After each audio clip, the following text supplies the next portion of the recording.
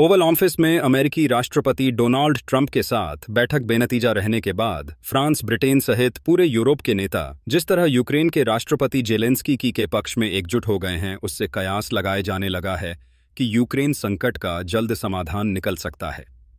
British प्रधानमंत्री care Starmer ने तो यूक्रेन और उसकी सुरक्षा का समर्थन करते हुए युद्ध समाप्ति के लिए 4 चरणों का एक खाका भी पेश कर दिया है। उनकी योजना के मुताबिक पहले चरण में यूक्रेन को सैन्य सहायता देते हुए रूस पर आर्थिक दबाव बनाया जाएगा। दूसरे चरण में स्थायी शांति प्रक्रिया सुनिश्चित की जाएगी, जिसमें यूक्रेन की संप्रभुता और सुरक्षा से कोई समझौता नहीं होगा। उसे भी बातचीत की मेज पर बिठाया जाएगा।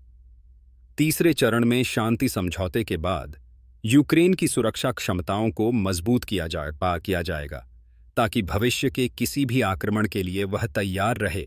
और चौथे चरण में यूक्रेन समझौते की रक्षा करने और शांति के हिमायती देशों के साथ गठबंधन किया जाएगा। यह तमाम बातें कागज पर काफी उम्मीद जगाती हैं, मगर यूक्रेन रूस युद्ध को रोकना और शांति प्रक्रिया को आगे बढ़ाना क्या इतना आसान है? आनन फानन में ब्रिटेन ने यह योजना इसलिए पेश की है क्योंकि पिछले दिनों अमेरिकी राष्ट्रपति कार्यालय में डोनाल्ड ट्रंप और जेलेंस्की के बीच की तीखी बहस पूरी दुनिया ने देखी है।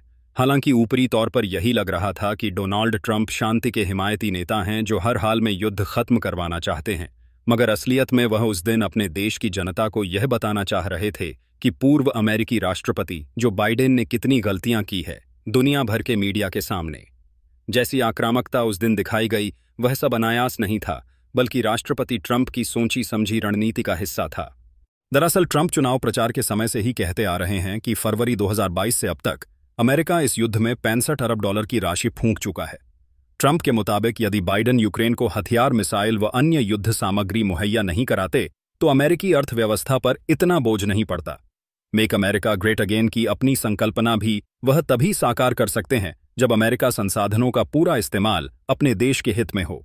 यही कारण है कि उन्होंने जेलेंस्की पर दबाव बनाने का भरसक प्रयास किया, मगर यूक्रेन के राष्ट्रपति अड़ गए।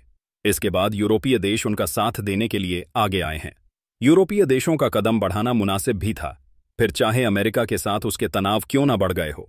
वास्तव में यह यूक्रेन ही था जिसने यूरोप के कहने पर अपनी परमाणु क्षमताओं से किनारा कर लिया था।